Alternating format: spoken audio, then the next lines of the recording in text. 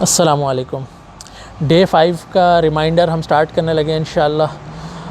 ابھی تک ہم بات کر رہے ہیں سورہ البقرہ کے جو پہلی کچھ آیتیں ہیں 4-5 متقی کی ڈیفینیشن ہم سمجھنے کی کوشش کر رہے ہیں، اور میں انٹینشنلی اس پہ تھوڑا ٹائم بھی لگا رہا ہوں کیونکہ متقی بننا ہی تو گول ہے ہمارا، اور تو اس کو سمجھنا بہت ضروری ہے۔ میں تھوڑا سا اس چیز سے بلیو کرتا ہوں کہ قرآن آپ تھوڑا پڑھیں لیکن سمجھ کے پڑھیں، کلیئرٹی کے ساتھ پڑھیں، تو چیزیں بڑے سالڈ قسم کے اعمال نکلیں گے آپ کے اندر سے۔ لیکن اگر ہم چیزیں نہیں سمجھیں گے تو پھر ایٹ ٹائمز یہ ہوتا ہے کہ عمل تو ہوتے ہیں لیکن وہ بڑے we do it for the wrong reasons at times, تو ہمیں وہ کلیئرٹی نہیں ہوتی کہ ہم عمل کیوں کر رہے ہیں۔ تو متقی، کیونکہ اگر آپ سورہ بقرہ میں ہی جائیں اور جہاں پہ اللہ تعالیٰ بتا رہے ہیں کہ میں نے ایمان والوں تم پر روزے فرض کیے ہیں جیسے کہ تم سے پہلی امت پہ فرض کیے ہیں، کیوں کیے؟ تاکہ تم میں تقویٰ پیدا ہو جائے، لعلکم تتقون۔ تو ایگزیکٹلی یہی سیم چیز ہے جس کو ہم سمجھنا چاہ رہے ہیں۔ رمضان کے پورے مہینے کا مقصد ہی یہی ہے کہ ہمارے اندر تقویٰ پیدا ہو جائے، اور ہم سورہ بقرہ کی انیشیل آیتوں میں متقی کو سمجھنے کی کوشش کر رہے ہیں، کیونکہ یہ ٹارگیٹ ہے، یہی مطلوب ہے۔ جیسا کہ ہم نے انٹروڈکشن میں کہا تھا نا کہ جب قرآن کا انٹریکشن ہوگا انسانوں کے ساتھ تو انسان 3 طریقوں میں بٹ جائیں گے، 3 فرقوں میں، 3 گروپس میں ڈیوائیڈ ہو سکتے ہیں۔ ایک وہ ہوں گے جو کہ مان جائیں گے اور کوشش کریں گے اپنی ساری زندگی کہ وہ متقی بن کر رہیں۔ دوسرا گروپ وہ ہوگا جو کہ اس سے آؤٹ رائٹلی ریجیکٹ کر دے گا اور وہ کہے گا ہمیں اس میں کوئی دلچسپی نہیں ہے۔ اور تیسرا گروپ ہوگا جو کہ کنفیوزڈ ہوگا اور وہ کبھی ادھر جائیں گے کبھی ادھر جائیں گے، اور ایونچولی ان میں جس کو آگے چل کے قرآن میں ہی اللہ تعالیٰ بتاتے ہیں کہ اگر یہ مرض انسان کے اندر ہے تو یہ منافقت کی طرف لے کے جا سکتا ہے۔ تو یہ تو ڈیزائرڈ گروپ ہے متقی بننا ہے، تو اس لیے میں اس پہ تھوڑا سا زیادہ ٹائم لگا رہا ہوں۔ تو جو آیتیں ہیں وہ یہ متقی کی ڈیفینیشن کیا ہے؟ الذین یؤمنون بالغیب ویقیمون الصلاۃ ومما رزقناہم ینفقون والذین یؤمنون بما انزل الیک وما انزل من قبلک وبالآخرۃ ھم یوقنون۔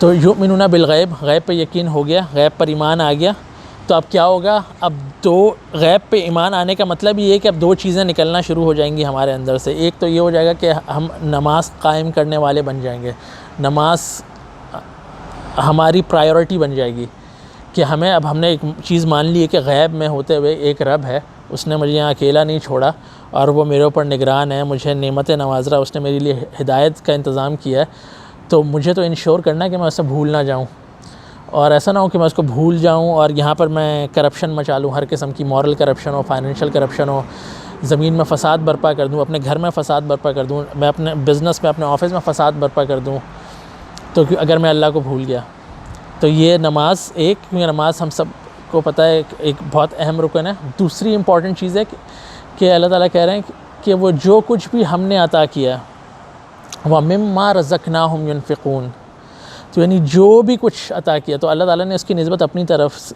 طرف کی ہے کہ رزقناہم، کہ جو ہم نے عطا کیا ہے، اور یہی بات آج کے ریمائنڈر میں سمجھنے کی ہے کہ جب انسان آتا ہے یا محنت کرتا ہے اللہ تعالیٰ اسے رزق سے نوازتے ہیں، تو کہیں نہ کہیں انسان کے دل میں یہ چیز آتی ہے کہ it's just because of my hard work, یہ صرف میری محنت کا پھل ہے۔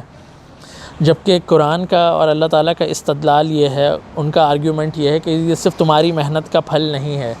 صحیح ہے، میں نے تم سے کہا ہے محنت کرو، جب تک تم محنت نہیں کرو گے کچھ ہونے نہیں والا، جب تک تم کوشش نہیں کرو گے کچھ ہوگا نہیں، وہ سب امپورٹنٹ ہے، لیکن جسٹ بی مائنڈ فل کہ جن چیزوں سے تم محنت کر رہے ہو، جو باڈی میں نے تمہیں دی ہے، جو ذہن میں نے تمہیں دیا، جو آنکھیں میں نے تمہیں دی ہیں، جو ہاتھ پاؤں جو تمہارے کام کر رہے ہیں، یہ جو صحت میں نے تمہیں دی ہے، یہ اگر میں تمہیں نہ دوں تو تم اس کے بغیر کوئی محنت بھی نہیں کر سکتے۔ اور آپ اس کو یہ دیکھیں کہ ہم اللہ تعالیٰ یہ نہیں کہہ رہے کہ تم اس دنیا میں محنت نہیں کرو یا دنیا سے کنارہ کشی اختیار کر لو، بار بار قرآن میں یہ ریمائنڈر آئے گا، اور ہم سورہ بقرہ میں بھی اس کو ٹچ کریں گے کہ یہ دنیا اللہ نے انسان ہی کے لیے بنائی ہے، اور انسان کو اللہ تعالیٰ ایز این احسان گنوا رہے ہیں یہ بات، لیکن اللہ تعالیٰ کہہ رہے ہیں بی مائنڈ فل کہ تمہیں یہ یاد رکھنا ہے کہ یہ تمہارے پاس سب چیزیں امانت ہیں۔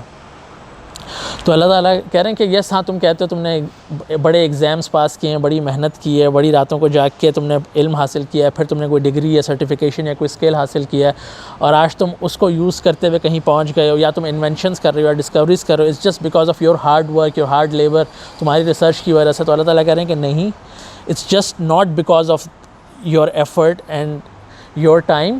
بیسکلی آئیڈیا سارا یہ ہے کہ یہ ساری نعمتیں میں نے تمہیں عطا کی ہیں ان دا فرسٹ پلیس. سمپل سا میں اگر آپ کو یہ کہوں تو اللہ تعالیٰ کہہ رہے ہیں کہ اچھا صحیح ہے تم محنت کر لو, تم بڑے سے بڑے بنگلے تعمیر کر لو, لیکن ایک کام کرو, اپنا جو ہے نا دماغ نا مجھے واپس کر دو. میں ایک کچھ کریٹ کروں گا, ایک ایکسیڈنٹ, کوئی حادثہ, کچھ, تو تمہارا دماغ اب کام نہیں کرے گا. تو کیا ہم واقعی وہ ساری چیزیں کر سکتے ہیں جو ہم اس سے پہلے کر پا رہے تھے؟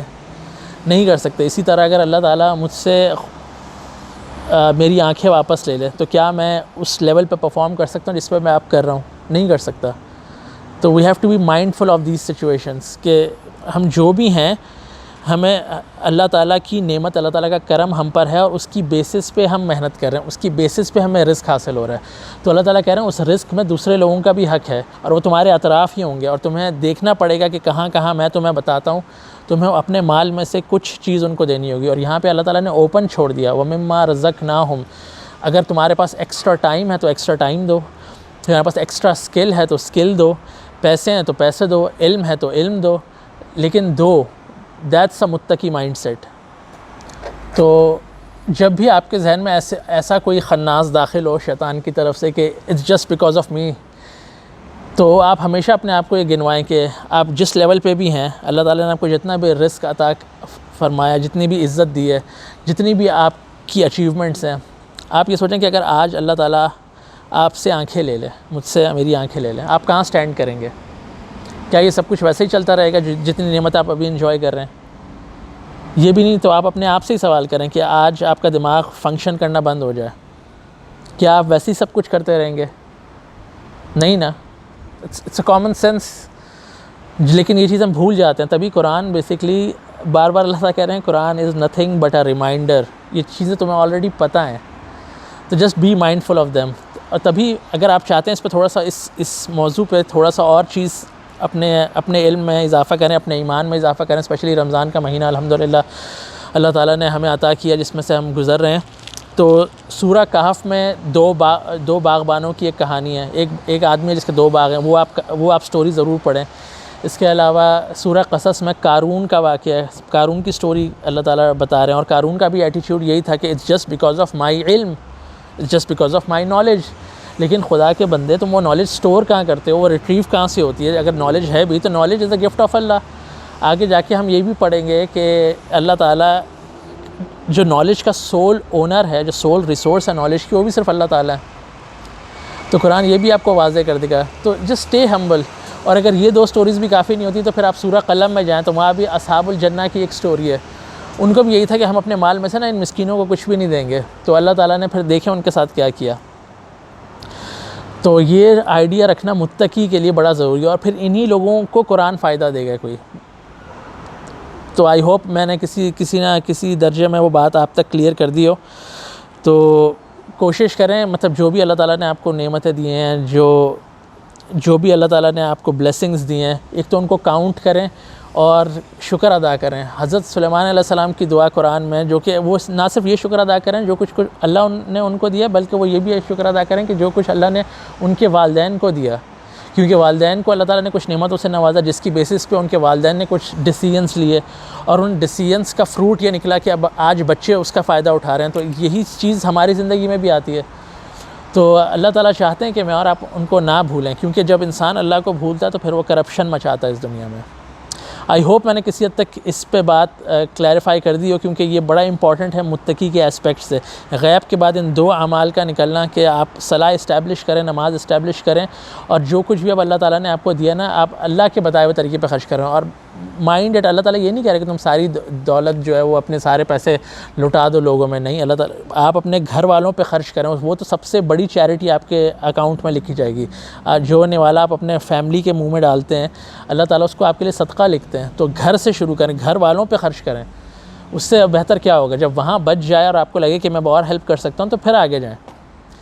تو آج کے اس ریمائنڈر کو ہم یہیں تک رکھتے ہیں. انشاءاللہ میں آپ سے نیکسٹ ریمائنڈر میں ملتا ہوں. السلام علیکم.